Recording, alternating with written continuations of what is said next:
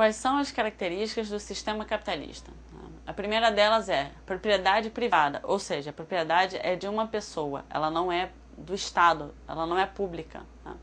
Depois a gente tem obtenção de lucros, ou seja, obtenção do dinheiro, do capital. Você tem, ele é baseado na lei da oferta e da procura. Isso é a principal regra do capitalismo. O que significa lei da oferta e da procura? Quanto mais você procura um produto, mais consumo você vai ter e mais venda você vai ter. Ficou um pouco confuso? Vou explicar melhor. Por exemplo, você tem uma indústria de carro, tá? A indústria da Ford, por exemplo, ela está fabricando um monte de carro. Para ela vender esses carros, ela tem que ter um mercado consumidor, pessoas que queiram comprar esse carro. Se ela tem pessoas querendo comprar o carro, quanto mais pessoas querem comprar, mais produtos ela vai ter que vender. Então essa lei ela vai estar sempre crescendo, ela está sempre rodando em círculo dentro dela mesma, tá? Política de proteção de mercado. O que significa isso? Como você tem um mercado livre, o mercado ele se autorregula, ele mesmo tem suas próprias regras, tá? Mas você tem mecanismos, por exemplo, que os estados nacionais, os países fazem para proteger suas economias. A gente chama de economia privada, o mercado interno de um país, tá? A relação de trabalho dela é uma relação assalariada, ou seja, ele paga salários, as pessoas trabalham recebendo comissões, tá? O dinheiro ele é a principal moeda de troca e ele é marcado também pela divisão de classes sociais. No capitalismo, gente, a gente sempre vai ter classes sociais diferenciadas, porque ele é um sistema desigual. Isso é normal. A grande questão que se fala do capitalismo é que as desigualdades elas não precisam ser tão grandes, elas podem ser um pouco mais amenas. O que foi a DIT? A gente vai ver um slide com a explicação do que foi a DIT e logo após a gente vai ver um esquema, tá? Colocando a primeira, a segunda e a terceira divisão internacional do trabalho. Então a primeira DIT, tá? Ela acontece no século XVIII com a Revolução Industrial, que a gente viu, que a primeira Revolução Industrial, ela tem o surgimento do carvão, uma nova forma de produzir, então ela já está modificando as formas de trabalho, tá? É um novo modelo de produção. A fábrica toma o lugar da produção artesanal. Porque antes de surgir, gente, a produção em fábrica, era feito um trabalho de artesanato, um trabalho manual, tá? De pequena escala. Quando você surge a fábrica, você começa a botar máquinas, pessoas trabalhando junto com máquinas, você começa a melhorar as condições de trabalho, você começa a melhorar, na verdade, as condições de produção. Segunda DIT, Divisão Internacional do Trabalho. Após a Segunda Guerra Mundial, surgem dois sistemas econômicos e políticos. O capitalismo, como a gente já viu algumas características, e o socialismo, que a gente vai ver as características mais à frente, tá?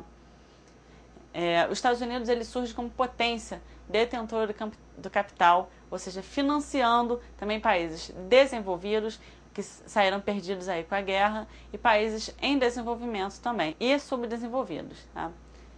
Ele começa a instalar filiais nos países das economias mais fracas. Ou seja, ele começa a implantar essas filiais para que os países pudessem renovar as suas economias, reaquecer o mercado, principalmente o mercado consumidor americano também, de produtos americanos, tá? A gente começa a ter uma mudança na relação comercial mundial, tá? E a gente começa a ter a criação do FMI, que é o Fundo Monetário Internacional, do BIRD, que é o Banco Internacional, e do GATT, tá? Que é mais relacionado à Europa, mas a gente vai ver mais à frente. Após esse slide da primeira e da segunda DIT, a gente vai ver um esqueminha, como eu já falei, e agora a gente vai ver a terceira DIT, que é a partir da década de 70. Tá? Ou seja, termina a Segunda Guerra Mundial, o capitalismo ele vence, os Estados Unidos surge como potência econômica e militar.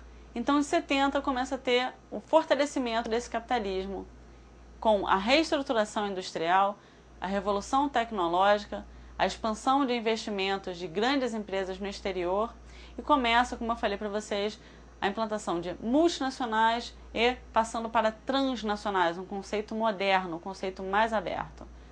Você tem a industrialização das economias emergentes e nas economias subdesenvolvidas, onde eu falei para vocês que o capitalismo é um sistema desigual e essas multinacionais, essas transnacionais nesses países em desenvolvimento e subdesenvolvidos, elas começam a agravar as desigualdades sociais, porque as economias dos países elas começam a melhorar, porém esses países têm séries de problemas sociais que começam a ser agravados com essa crise.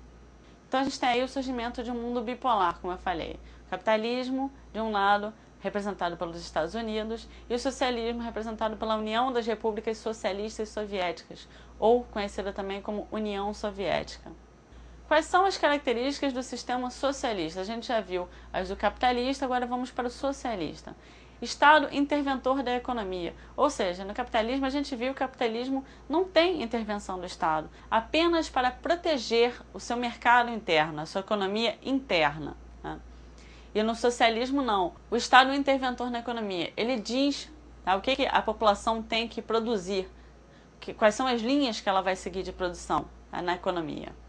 Os bens são divididos entre a população e o Estado, tá? Como a gente viu no capitalismo, tem a desigualdade social e o bem ele é individual. No socialismo não, ele é dividido.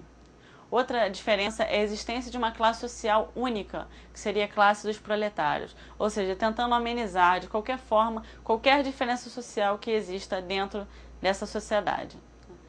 A propriedade também ela é coletiva, ela não é individual. As pessoas moram conjuntamente e o Estado ele pode, se caso tenha algum problema, ele pode pegar essa propriedade coletiva e jogar esse cidadão para um outro lugar, ele precisando usar essa propriedade para algum uso econômico.